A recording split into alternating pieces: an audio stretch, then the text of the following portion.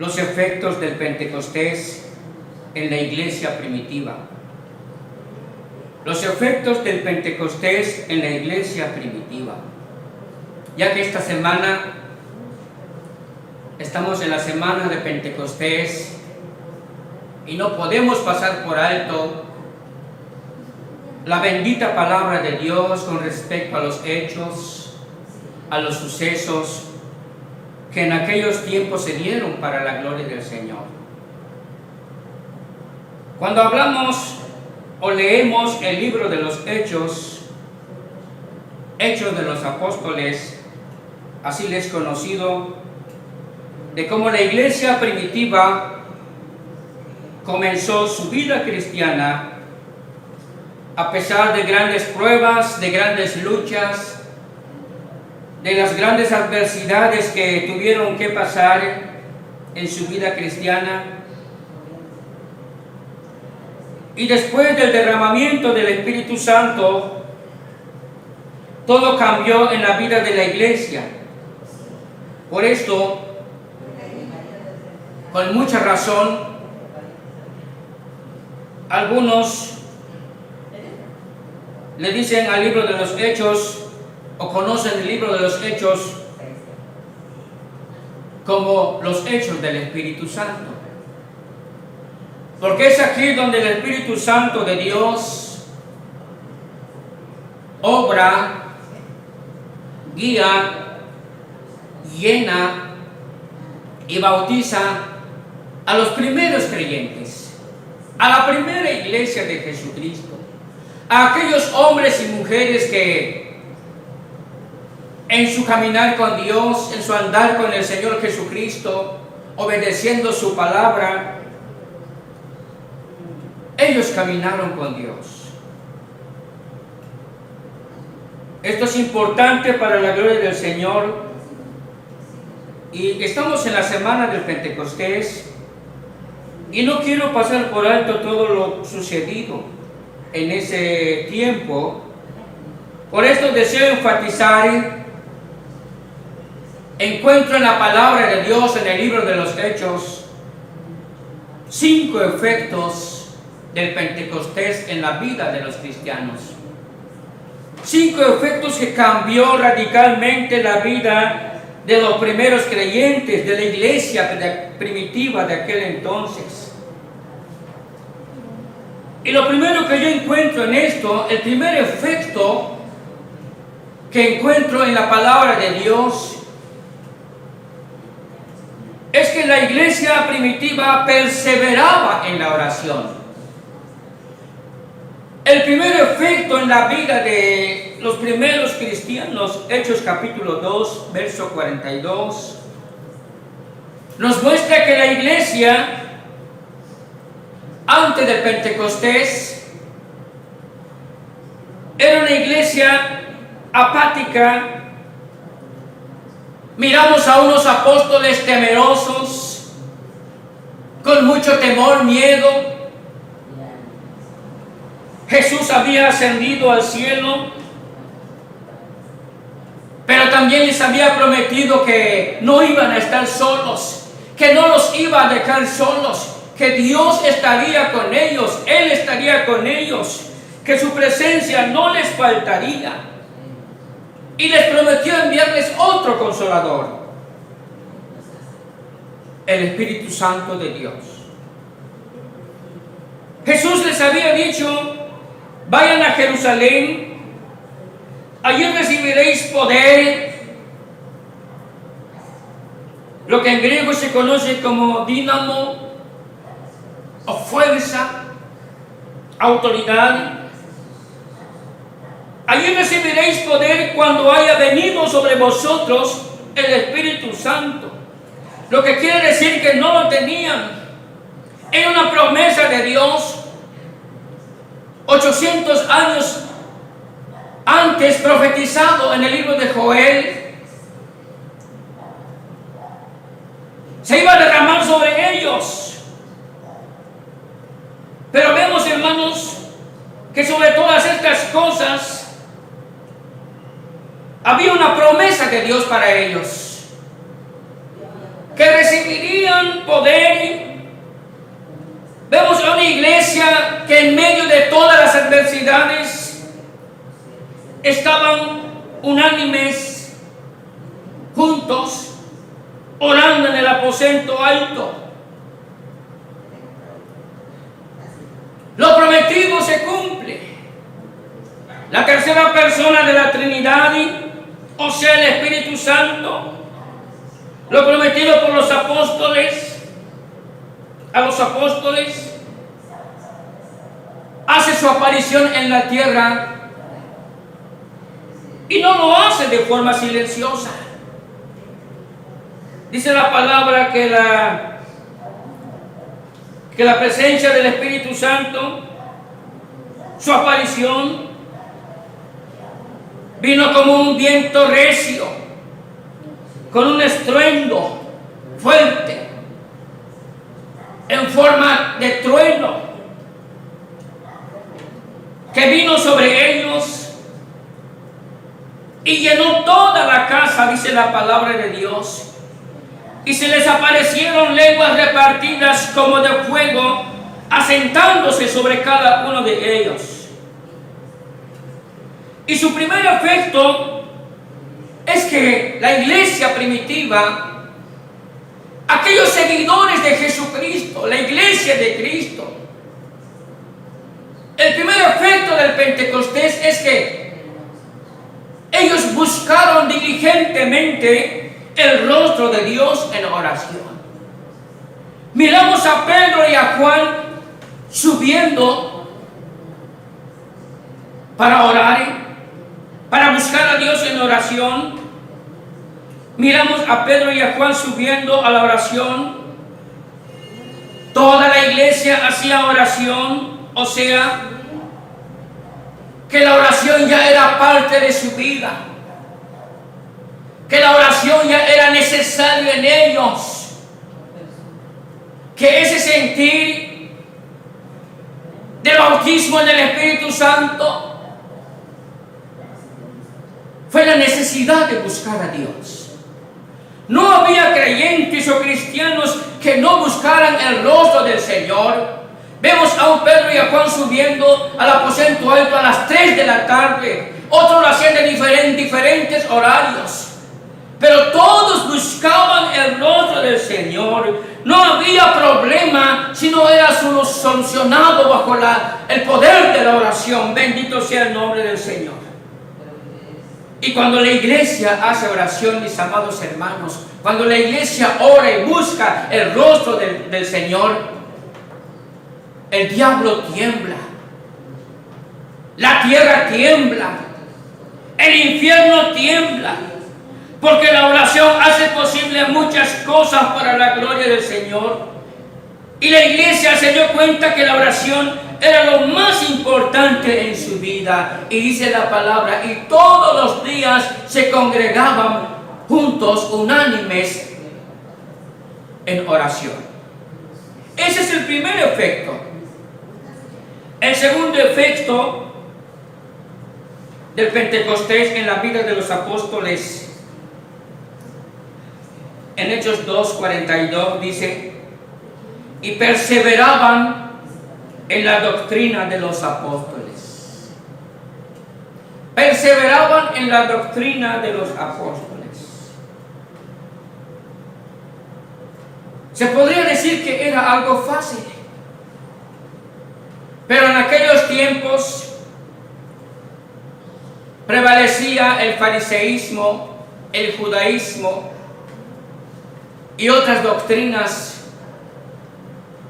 la doctrina de los ángeles y otras doctrinas que en aquellos tiempos se tomaba en cuenta. Y la doctrina de los apóstoles era una doctrina nueva para muchos,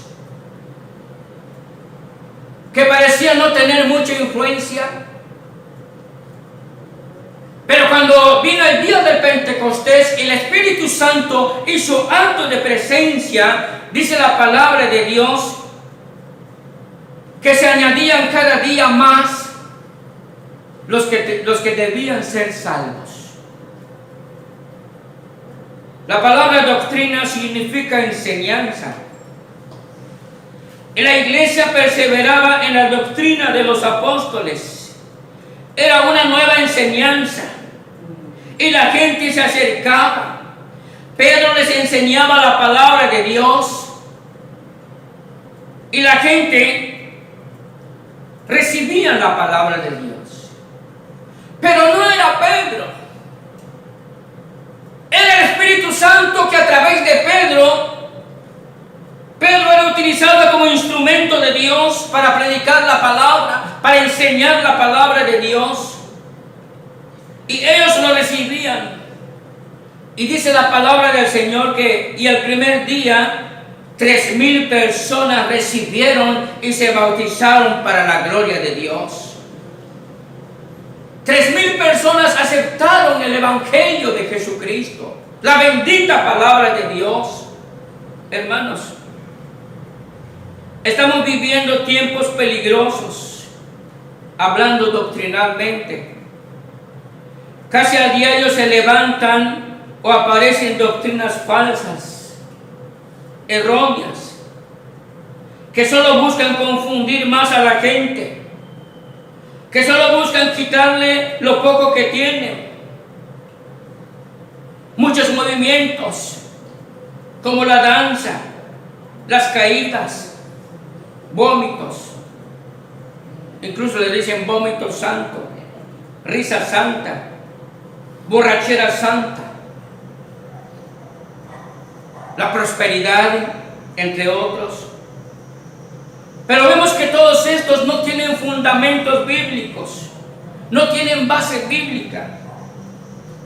La palabra de Dios nos dice en 1 Timoteo 4:1, dice la palabra de Dios, pero el Espíritu dice claramente que en los postreros tiempos algunos apostatarán de la fe, escuchando a espíritus engañadores. Escuche bien lo que la Biblia dice: espíritus engañadores, hombres engañadores, mentirosos, fatuos. Dice, y a doctrina de demonios. ¿Qué quiere decir esto, hermanos? Que el diablo también utiliza sus métodos, tiene sus agentes, tiene sus propios apóstoles, sus propios profetas, que no son precisamente de Dios y que solo se levantan para engañar a la gente y apartarlo de la verdad, de la doctrina apostólica que la palabra de Dios nos ha enseñado a través de los siglos. Se cuenta la anécdota de un señor que iba a Jerusalén en su caballo. Iba tranquilo. Cuando camino a Jerusalén encuentra a un hombre cojo que con mucha dificultad, con mucho trabajo, iba también a Jerusalén. Este señor, al ver la necesidad de aquel hombre cojo, que tenía problemas para caminar, se baja de su caballo y le dice: súbete en la silla, monta mi caballo, yo te voy a ayudar. Y aquel señor se monta detrás del caballo, lo que llamamos nosotros el anja del caballo, y juntos emprenden la ida a Jerusalén. Al llegar a Jerusalén, el dueño del caballo le dice al cojo: oye amigo, ya llegamos, bájate de mi caballo, que yo voy a seguir mi camino.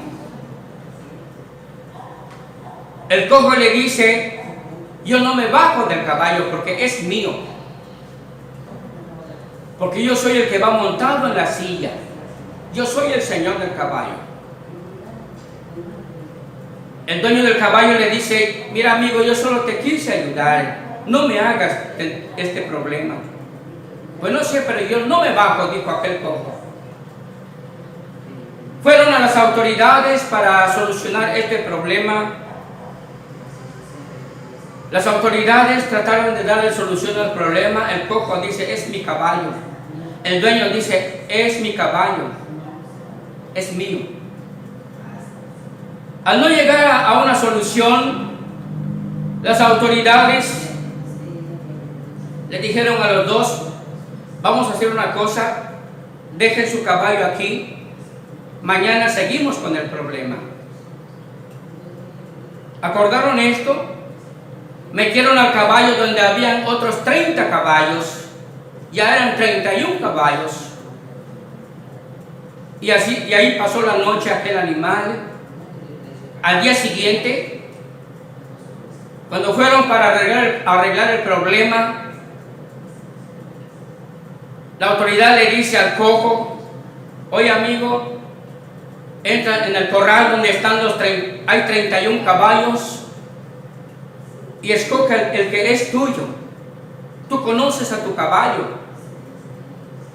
Me imagino que has andado con él durante mucho tiempo. El cojo se vio en este problema, se metió al corral de los caballos, habían 31 caballos, y se puso a ver cuál era el caballo. Y no pudo distinguir, no pudo escoger según él el caballo que según estaba peleando, que decía que era de él. Salió del corral y dijo, no me acuerdo cuál es mi caballo, no lo conozco muy bien. Le dicen al dueño del caballo, oye amigo, ¿tú sí conoces tu caballo? Dice, yo sí conozco mi caballo y sé cómo se llama. El dueño lanzó un chiflido, llamó a su caballo, no tuvo necesidad de entrar al corral, y el caballo solito salió y se acercó a su dueño y le dice, el dueño, este es mi caballo, yo lo conozco. ¿Por qué les enseño esto? ¿Por qué hablo de esto? Porque los cristianos verdaderos conocen la doctrina verdadera de Jesucristo. Y los que conocen a Jesucristo saben distinguir entre lo falso y lo verdadero.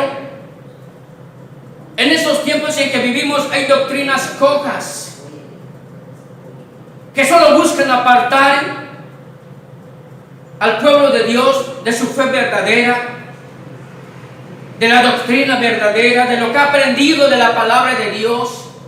Y si algo no debemos hacer nosotros, mis amados hermanos, si en algo debemos perseverar, es en la doctrina de los apóstoles, en la bendita palabra de Dios, en lo que el Señor nos ha enseñado a través de su bendita palabra. Nosotros somos pueblo de Dios, somos un pueblo pentecostés que a través de los siglos, a través de los tiempos, hemos conocido la palabra de Dios. Que nada ni nadie nos aparte de la bendita doctrina de nuestro Señor Jesucristo.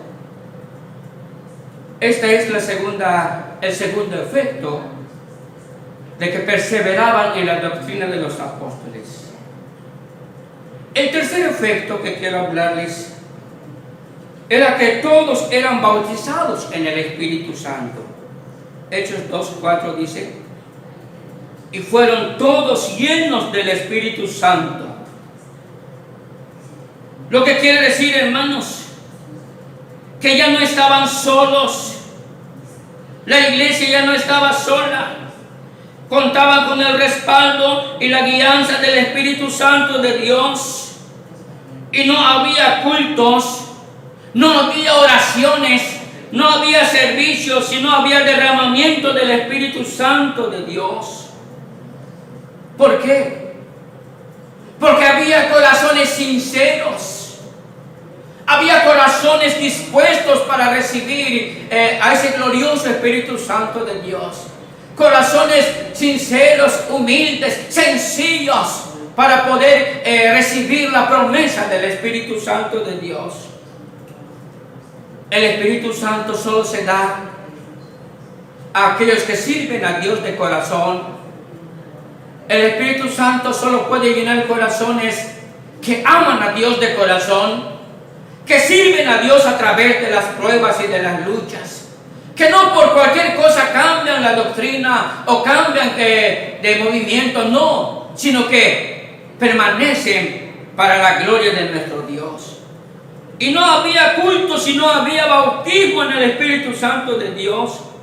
Porque el Espíritu Santo les daba poder, les daba autoridad. Pedro ya no tenía miedo. Vemos a un Pedro que ya no se escondía para hablar, ya no negaba a su maestro y Señor como antes lo hacía. Ese día del Pentecostés, 16 lenguas o idiomas se hablaron, pero notemos que era el Espíritu Santo el que daba las lenguas. El hablar en lenguas se le conoce como, en el griego, glosolalia, que quiere decir el don de hablar en lenguas. Y ese día 16 idiomas o lenguas se hablaron. Era algo glorioso, algo maravilloso. Los discípulos ya no eran dueños de su propia voluntad, ya no eran dueños de su propia vida, sino que cada uno se sujetaba a la voluntad del Espíritu Santo de Dios. El Espíritu Santo era dueño y Señor de sus vidas, y ellos solo obedecían lo que el Espíritu Santo les daba. Porque el Espíritu Santo es Dios.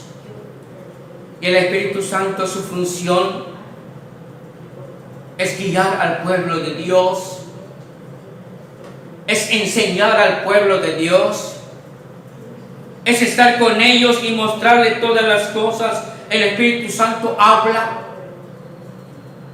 enseña, redarguye y hace tantas cosas en nuestras vidas para la gloria del Señor. Por eso el pueblo pentecostés es un pueblo que no se intimida ante las cosas del mundo, que a pesar de pruebas y luchas y a pesar de enfermedades, no debemos dejar de predicar la bendita palabra de nuestro Dios, porque Dios está con nosotros. El Espíritu Santo es real, hermanos, en nuestras vidas. Un cuarto efecto en la vida de los apóstoles o de la iglesia primitiva es que había señales y milagros para la gloria de nuestro Dios. Esta cuarta señal es algo importante. Muchos movimientos creen que no es necesario, pero el mismo Señor Jesucristo dijo: y estas señales seguirán a todos los que creen en mi nombre. Es una promesa de nuestro Señor Jesucristo, de que los milagros y señales son parte de nuestra vida como cristianos. Dice la palabra: y pondrán la mano sobre los enfermos, y los enfermos sanarán. Comerán cosas mortíferas, y no les hará daño. Y la promesa de Dios se sigue dando, hermanos. Miramos a una iglesia que cumplía con el mandato del Señor. Los enfermos eran sacados en las calles, los enfilaban para que tan solo la sombra de Pedro al pasar cayera sobre ellos, o que la mano de Pedro y de los apóstoles se han puesto sobre ellos y ellos sanaran para la gloria del Señor. Miramos a un Pedro y a Juan sanando a un cojo de nacimiento, Hechos 2:43. A un cojo de nacimiento, a otros enfermos, a paralíticos, ciegos, que en el nombre de Jesucristo, en ese nombre que es sobre todo nombre, dice su bendita palabra, eran hechas las señales y milagros a través de la poderosa obra del Espíritu Santo de Dios. Cabe señalar que las señales y los milagros eran las credenciales de la iglesia primitiva. La iglesia, la gente se acercaba porque tenían necesidad de Dios. Y Dios, a través de los apóstoles, a través de la iglesia, hacía milagros y señales a través de ellos. Y la credencial de la iglesia primitiva eran los milagros. Y donde hay sanidad, mis amados hermanos, la gente se acerca. Donde hay milagros, la gente busca a Dios. Donde hay sanidades, la gente persevera en las cosas de Dios. Bendito sea su nombre. Habían señales y milagros.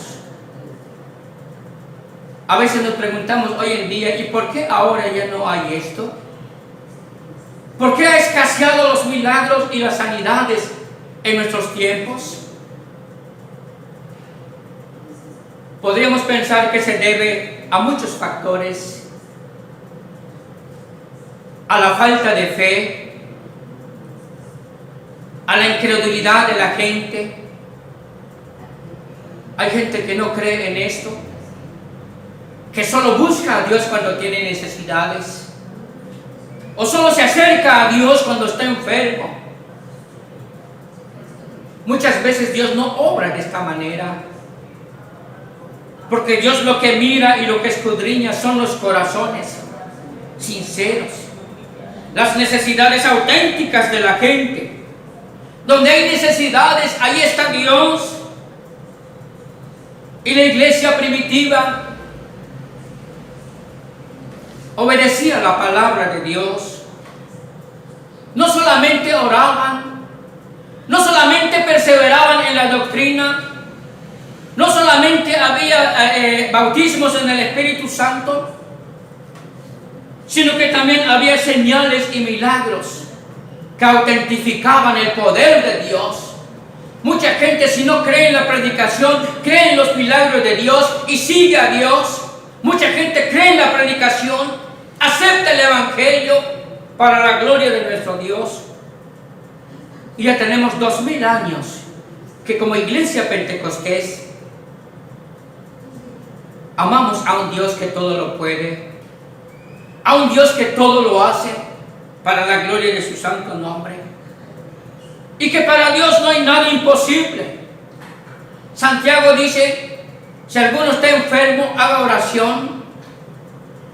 Si alguno está enfermo, cante alabanzas, úncanlo con aceite. Y la Biblia dice: y la fe del enfermo hará grandes cosas en su vida. Quiero hablarles del último efecto, hermanos. El quinto efecto de Pentecostés en la iglesia primitiva era que la iglesia era una iglesia evangelizadora. Evangelizadora. Después del derramamiento del Espíritu Santo, que todos fueron llenos del Espíritu Santo, ya ninguno se quedó en casa, ya ninguno estaba estático. Todos querían salir a predicar la palabra de Dios. Todos predicaban en los templos, en el templo. Predicaban en las casas. Dice la Biblia que iban de casa en casa predicando la palabra de Dios. Hacían oraciones por los enfermos. Salían a las calles a predicar la palabra de Dios. Y ninguno se quedaba quieto. Porque todo aquel que es lleno del Espíritu Santo de Dios, todo aquel que ha recibido el bautismo del Espíritu Santo de Dios, no puede ser igual. Antes teníamos temor, miedo. Hasta para cargar tu Biblia tenías temor. Para predicar la palabra de Dios no tenías palabras. Pero cuando el Espíritu Santo viene en nuestras vidas, nosotros podemos testificar que somos hijos de Dios y que la sangre de Jesucristo tiene poder y nos libra de todo pecado. Ya no había temor en la vida de los creyentes de la iglesia. Iban de casa en casa, compartían el pan, dice la Biblia, después de la predicación, compartían el pan. Predicaban la palabra de nuestro Dios. Y eso era todos los días. Hermanos, Jesucristo está buscando una iglesia. Viene por una iglesia que sea lleno del Espíritu Santo de Dios. Por una iglesia que evangelice. Una iglesia que predique la palabra de Dios. No olvidando que su promesa es fiel. Y yo estaré con vosotros todos los días hasta el fin del mundo. Y porque donde están 2 o 3 congregados en mi nombre. Y en Mateo 28 dice: id y predicar el evangelio a toda criatura. La misión de la iglesia en esta tierra es predicar la bendita palabra de Dios.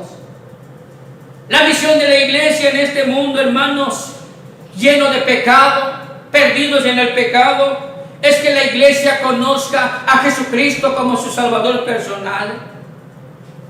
Estos son los 5 efectos del Pentecostés en la iglesia primitiva. Y nosotros como iglesia de Jesucristo, las asambleas de Dios, es una iglesia que observa estos 5 efectos como pueblo pentecostés. Pero necesitamos decirle al Señor: Señor, yo quiero sentir tu presencia. Yo quiero sentir que tú estás conmigo para ayudarme en todo momento. Que seamos una iglesia, yo quiero decir, una iglesia que ore, que persevere en la doctrina, que sea lleno del Espíritu Santo de Dios, en donde haya señales y milagros, y una iglesia que predique tu bendita palabra. En esta hora damos gracias a nuestro Dios.